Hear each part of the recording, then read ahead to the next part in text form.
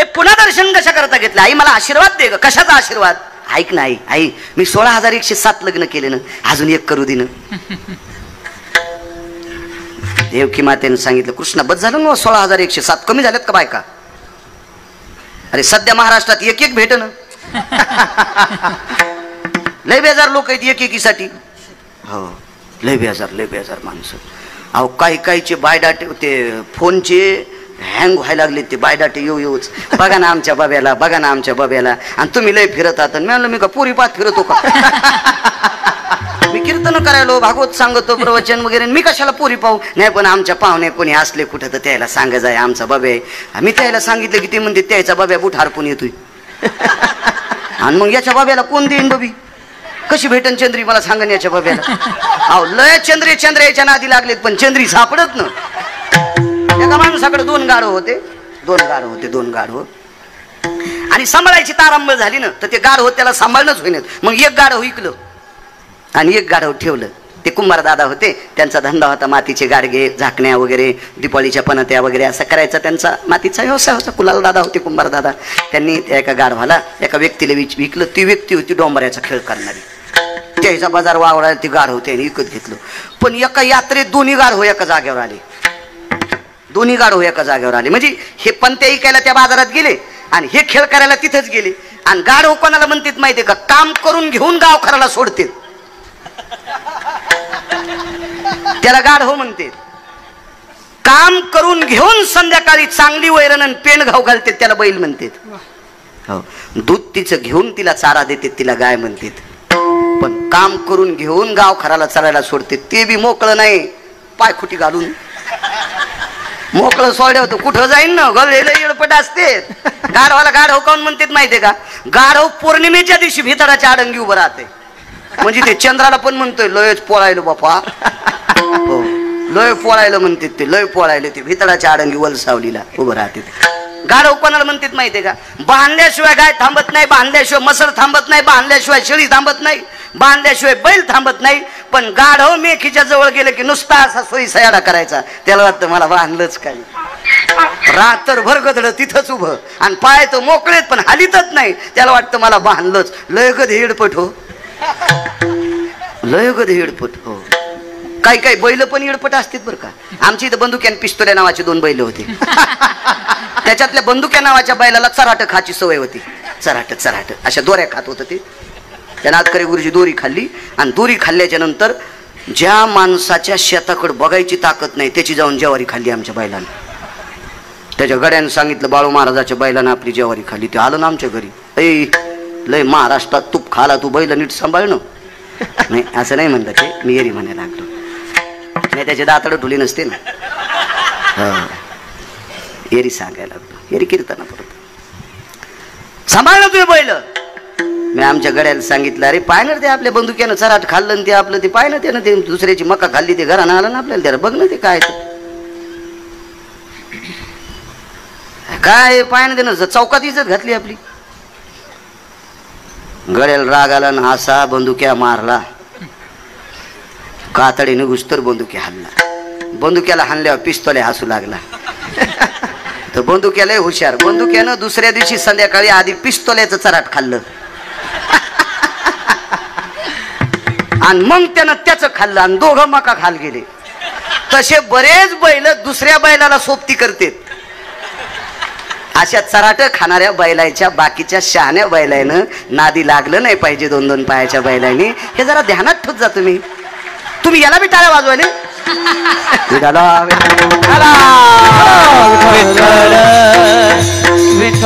2 गाढव बाजारात भेटले. हे चाललं होतं ना.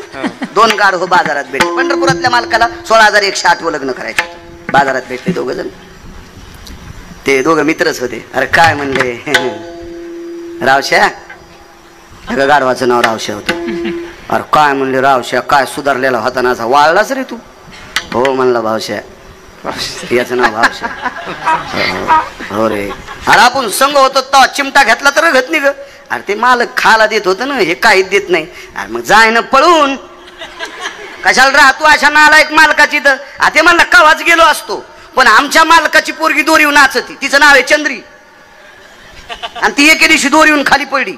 आमचे मालक पोरीला म्हणले, चंद्रे तू जर पुन्हा खाली पडली तर तू गाढवा संगत लगन लाईन. मी वाट पाहलो चंद्री कवा खाली पडत. अरे गाढवा, चंद्रायला चंद्र्या भेटन तर गाढवाला कशी चंद्री भेटन रे. जरा हिशोबात राहाय. लय आशावादी गाढव काय काय. असो, माझ्या मालकाची ती भूमिका थोडी. 16,107 लग्न अंगीकारजांचा केला नारायण. 8वं लग्न करायचं ठरलं. आईसाहेबांना सांगितलं, कन्या नको रे बाबा नको, काय करायचं लग्न तुला, बस झाल्याने एवढ्या बायका. त्या काळात बायका करायचं लय नाद होता लोकांना. हो, मी जे पुराण वाचतो त्या पुराणात 1 कोटी बायका एका व्यक्तीला. कोटी भार्या चित्रकेतू 18 शते गोपीचंदा 12 शते जनका 80 सहस्र लंकेशा 7 शते 3 दशरथा 4 2 करणारायची काय सांगायची कथा. 703 राजा दशरथाला, 1800 बायका गोपीचंदाला, 1200 बायका जनकाला, 80,000 रावणाला, 1 कोटी चित्रकेतूला, 16,108 पंढरपुरातल्या मालकाला. असे लिमिट आहेत भरपूर. कश्यपाला 13, आदिती धनुकाष्टा विला ताम्रहा, विश्व त्या 13 बायकांपासून झालं. हे विश्व ब्रह्मांड पूर्ण त्या 13 पासून. कश्यपाच्या 13, 60 मुली होत्या एकाला, 13 यांना दिल्या. त्याच्यातल्या 27 चंद्राला दिल्या. लय येडपट होतं ते चंद्र. हो, संप्रदायातल्या माणसानं लय गोड वागलं पाहिजे. चंद्रानं संप्रदायाचा अपमान केला. संप्रदायातला चंद्रानं अपमान केला. कोणता चंद्र माहिती वरचा? आज त्याची पौर्णिमा आहे ना, त्याच्या विरोधात नाही बोलायचं. आजच्या दिवशी जरा चांगलं वागतोय. चंद्रामृत तृप्ते पारणे चकोरा ब्रह्मराशी चारा सुगंधाचा. पुराणाच्या मतानुसार आजच्या चंद्राचा प्रकाश दुग्ध पात्रात पडत असतो. येतो भयो दुग्धानाम धेनुया भयस्थितेनाम आर्जवो चंद्रामृतानाम व्याधी निरशन हितार्थायाम. आजच्या दिवशी चंद्र. पण चंद्राने कोणती चूक केली ती माहिती आहे? ज्या महाराजानं चंद्राला शिकवलं त्याच महाराजाची बायको घेऊन गेलता चंद्र.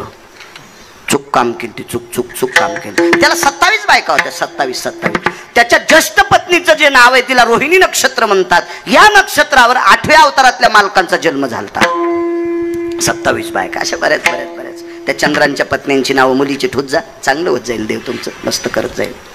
चांगली नावं ठेवत जा. आपल्या संस्कृतीला सोबतील अशी नावं ठेवली पाहिजे. काही नावं नाही ठेवायची. असो, हे नको करू रे दुसरं लग्न. ऐक ना. मी 16,107 पत्न्या केल्यात. एका तरी बायकोची चप्पल तुटलेली आहे का? एकीची तरी दागिने खताडाला सोनाराची ठेवली आहेत का? एकीचं तरी घरानं माझ्या सासरवाडीत तिच्या माहेरात जाते का? मला नवऱ्यानं त्रास दिला म्हणून. मी किती चांगलं सांभाळतो का 16,107 बायकांना. एका तिळा इतकं दुःख देत नाही आई. मी एका तिळा इतकं दुःख देत नाही. मग एक करू दे ना. कोण्याही बाईचा नाद असतोय, सून जरा पैशावाली यावा.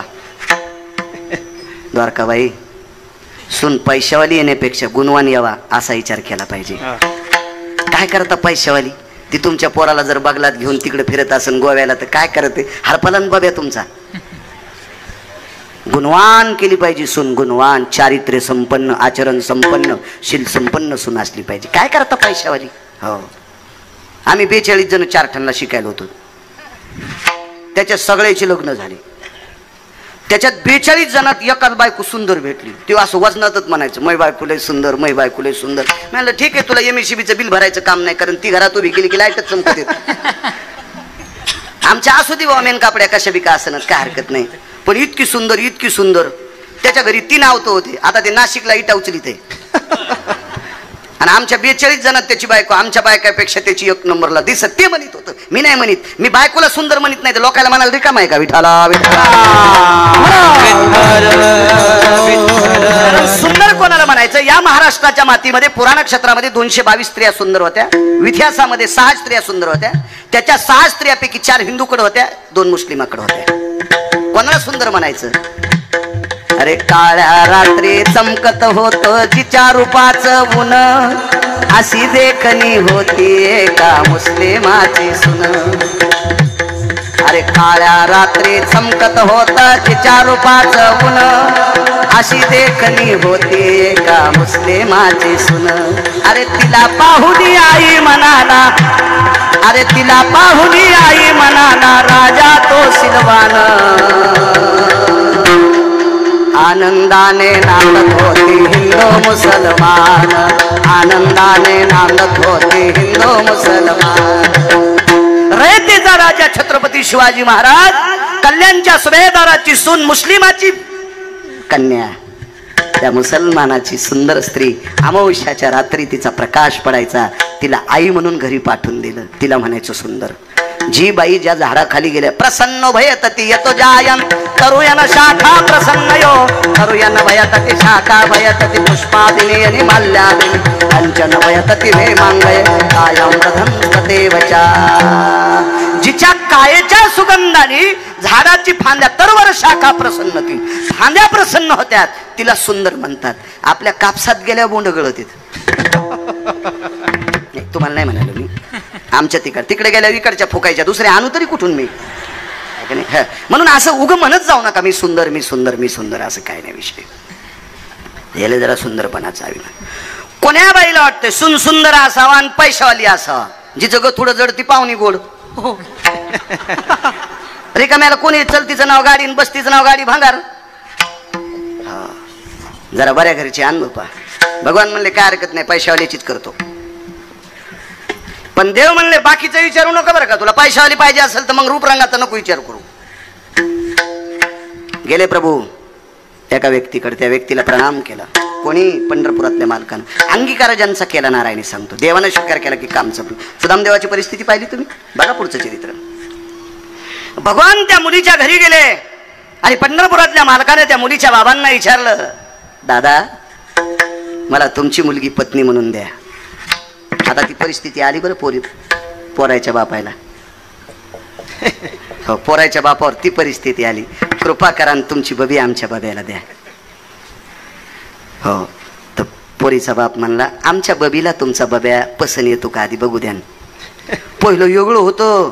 पोरीचे बाप म्हणायचे वा गुरुजी घ्या ना आम्हाला पदरात, घ्या हो गरीबाचं लेकरू घ्या, असे पोरीचे बाप म्हणत होते. नवसरले आता पोरीचे बाप. काळ बदलत असतो 35 वर्षाला, दर 35 वर्षाला काळ बदलत असतो. प्रत्येक क्षेत्रात काळ बदलत असतो. 69 वर्षापूर्वी काळ होता शेतीचा, शेतकऱ्याचा. आता काळ आहे मजुराचा. अजून फक्त 6 वर्ष दम धरा. 6 वर्षापर्यंत मजूर तुम्हाला ह्या बोटावर त्या बोटावर थोका करीन. फक्त 6 वर्ष. 6 वर्षाच्या नंतर ज्याच्या नावानं 7-12 असेल तो माझ्या महाराष्ट्रातला बादशाह असेल, लक्षात ठेवा. गिरगावकर जिवंत असेल नसेल पण माझं वाक्य कायम राहील. 6 वर्षाच्या नंतर ज्याच्या नावानं 7-12 असेल तो या भारत देशातला, या महाराष्ट्रातला बादशाह असेल, लक्षात ठेवा. जरा शिकळ सहन करा, जरा शिकळ सहन करा. 69 वर्षापूर्वी आपल्या बाप दादानं काम करणाऱ्याला बुटासगट तुडिले, काम करणाऱ्याला बुटासगट तुडिले म्हणून आपल्यावर ही उलटी प्रक्रिया आली. आता आपल्याला ते बेजार करते. आमच्या पाहुण्याची तर 9 म्हशी गेलेल्या आणि गडी जे दूध काढतं का ते म्हणलं मालक मेवणीच्या पोरीचा साखरपुडा मी येतो. 9 म्हशी गेलेल्या. वाघराला सोडणं म्हणून त्याला दूध पिता येणं आणि ह्या मालकाला काढता येणं म्हणून काळाच्या आडवासायले. किर्लोस्कर इन्नाचा आईल. काळ बदलला पण फक्त अजून 6-6.5 वर्ष दमदारा. शेतीचा काळ येणार आहे, फार मोठा काळ आहे शेतीचा. त्याच्यासारखा बादशाह कोण नसेल. असो, देवानं मुलीच्या वडिलाला विनंती केली, दादा मला तुमची मुलगी द्या. हे कोणाला? पंढरपुरातल्या मालकाला. पोरीच्या बापाने वेळ झालाय, चला बाजारात मांडली का माझी मुलगी, चल चल चल निघ निघ निघ घरी. हे तर लय साधा शब्द आहे, लय साधा शब्द आहे, लय साधा शब्द आहे. ममाति कन्यान भयानाम प्रसवोति यति जयो पुष्पादिनी माल्यादिनी सुचयो कन्यांद्रभांस्तरत्नयो. अरे फुलाच्या पाकळी सारखी सांभाळली माझी कन्या. हा, मी अजून कोण्याच गॅदरिंग मध्ये नाचू दिली नाही. हो, त्या पोरीच्या बापान गॅदरिंग मध्ये पोरगी नाचू दिली नव्हती. इथं कोणी गुरुजी असतील तर माफी मागतो. गॅदरिंग मध्ये मुलींना पार्ट देत असताना राष्ट्रमाता जिजाबाईंचं पार्ट द्या, देवी अहिल्याबाई होळकरांचं पार्ट द्या, सावित्रीबाई फुलेंचं पार्ट द्या. ज्या बाईनं आपल्या मालकाची फार सेवा केली अशा रमाबाईचं पार्ट द्या. एखाद्या मुलीला छत्रपती शिवाजी महाराजांचं पार्ट द्या, शंभूराजांचं पार्ट द्या, महाराणा प्रतापांचं पार्ट द्या, ज्ञानोबाराय तुकोबाराय जनाबाई मुक्ताबाई सखूंचं पार्ट द्या. भास्कर पिक्चरच्या गाण्यावर मुली नाचू नका. सगळ्या शिक्षकांना नाक घासून प्रणाम करतो, नाक घासून प्रणाम करतो. राग येऊ देऊ नका सज्जनांनो. फार मोठी मागच्या लोकांनी संस्कृती टिकवली हो, फार मोठी संस्कृती टिकवली. काल या नवरात्रीमध्ये कशाला नवरात्रा म्हणते, कशाला म्हणायच्या नवरात्रा? बकदालभ्यांचा पुरावा आहे. अगा सप्तरपदीर भय जायते विषंतो भवजतः त्यक्तार भार्या व्रजितो समकुलोस्ततेवच भिन्न गोत्रेस्ततेवच मिलनम यज्जायते. याच्या पलीकडे सांगत असतो जोशी काका, सप्तपदी घेत असताना किती शास्त्र सांगितलं. निमोजन क्रतोजय क्रतरोर भयस्थितानां भास्करो तेजो भयस्थितायां देशायां भारतेषु महाराष्ट्रेषु विन्दतटायां नवदाम्पत्यं तदेव च शृणरोदति भयजतो जनाभय सकलदिता जग्निरे यतो भयास्थित यतकृतयान मङ्गलभयस्थित जनोय सगोत्रियतिथि भिन्न गोत्र फलपाणियो ग्रहणत्तय मङ्गलचक्रां सुराजयो सुरक्कामिनीं प्रयोजनः. जिच्या सोबत अग्नीच्या साक्षीनं 7 फेरे मारलेत. सोयरे धायरे विष्ट मित्र सजन सख्यांनी अक्षदा टाकल्यात. अंतरपट सुटलाय. पाणी ग्रहण केलं. जिच्या नावानं, आपल्या नावानं जी कुंकू लावते ती बाई नवरात्रामध्ये काही ओसंग्याच्या अंतरात 9 दिवसात आपली बायको असावा, असं आपली भारतीय संस्कृतीतलं पुराण सांगतंय. बायको बायको वाक्य कळालं का? पपेची माय. सहिष्ण भेदानाम जायते समश्वास्ति त्यागेशु. नवरात्रात आपली स्वतःची बायको पुरुषाच्या दूर असावा. माझ्या माईंनं तुम्हाला सांगतोय, तुम्ही खेड्यातले आहात, तुम्ही काही नाहीत, पण शहरात इतका उद्रेक झाला या नवरात्रीमध्ये. ज्या पुरुषाचं नाव गाव माहित नाही त्याच्यासोबत बाई लाकडं घेऊन नाचायली. किती शोकांतिक आहे. काय वाटत असेल माझ्या छत्रपती शिवाजी महाराजांना, काय वाटत असेल? अहो, ज्या राज्यात बाई एखादा नालायक माणूस नाचत होता त्या व्यक्तीचा चौरंग करायचे छत्रपती शिवाजी महाराज. एक बाई म्हणली, महाराज मी पोटासाठी नाचते, अख्ख्या जीवनाचा संसार तिच्या घरी नेऊन टाकला, पण नाचू नकोस ग. या भारत देशातल्या तरुणांचं अंतकरण तू पाकळू नकोस. असा सांगणारा रयतेचा राजा, त्या राजाच्या नगरीत बाई कोणाच्या सोबत नाचते? का करता असं? माझी मुलगी आता 7वीत आहे. माझ्या जीवनातला घडलेला प्रसंग सांगतो. मुलगी 4थीला असताना नागरे सर तिनं सांगितलं, बाबा सरांनी हा ड्रेसचं नाव लिहून दिले, तो गुलाबी ड्रेस होता, हा घेऊन या. मी म्हणलं, बाई आपल्याला पैशाची काही अडचण नाही ग, लोक आपल्याला फार देते, मी तुला चांदीची झालर असलेला ड्रेस आणतो, पण कशा करता हा ड्रेस? गॅदरिंगमध्ये आमकं गाणं आहे, त्या गाण्यावर मला नाचायचंय. मी 4थीच्या मुलीला सांगितलं, बाई महाराष्ट्रात 3716 गाव फिरलोय, मी ज्ञानोबराय तुकोबरायच्या कृपेने तितक्या गावातलं लोणी तूप खाऊन आलो ग. लोक माझ्या पाया पडते, तुझ्या बाबाच्या पाया पडते, तू या गाण्यावर नाचू नये बाई, नाचू नये. 4थीची मुलगी होती माझी. दुसऱ्या दिवशी गुरुजींनी दटवलं, का ग तुझ्या बाबाकडे इतके पैसे आहेत आणि का नाही ड्रेस आणला तुला? ते म्हणले, आमचे बाबा या गाण्यावर नाचायला नको म्हणते. दे तुझ्या बाबाचा नंबर सांग. सांगितलं आणि मला गुरुजी बोलले, का हो म्हणे महाराज का? मी म्हणलं, गुरुजी माफ करा, मी ज्ञानोबराय तुकोबरायचं भजन करणारा व्यक्ती आहे, कृपया तुम्हाला विनंती, माझ्या मुलीला या खेळातून बाजूला काढा आणि तुम्हाला पसंत नसेल तर आजची आज तिची टीशी देऊन टाका, पण मी त्या गाण्यावर गॅदरिंगवर माझी मुलगी नाचू देणार नाही. हे तुम्ही इथं बसलेल्या सगळ्या सज्जनांनो ध्यानात धरा. काळ फार बदललाय राजांनो, फार बदललाय, काळ फार बदललाय. हे बा, संगतीचं पाप इतकं मोठे. अहो, अमूल्य किमतीचा हिरा ढेकणाच्या संगतीत नाश होऊन जातो. अहो, आयुष्यभर ज्यानं परमार्थ केलाय, वासनेच्या संगे जन्म घेणे लागे, संगतीचं फार मोठं पाप आहे सज्जनांनो.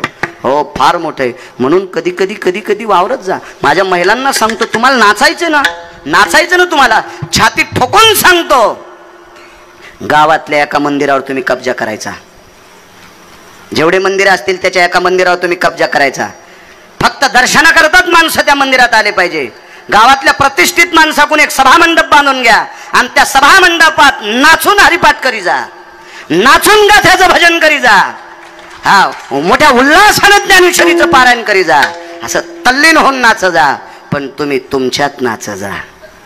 एकच तुम्हाला हात जोडून विनंती करतो, कारण या देशाची फार मोठी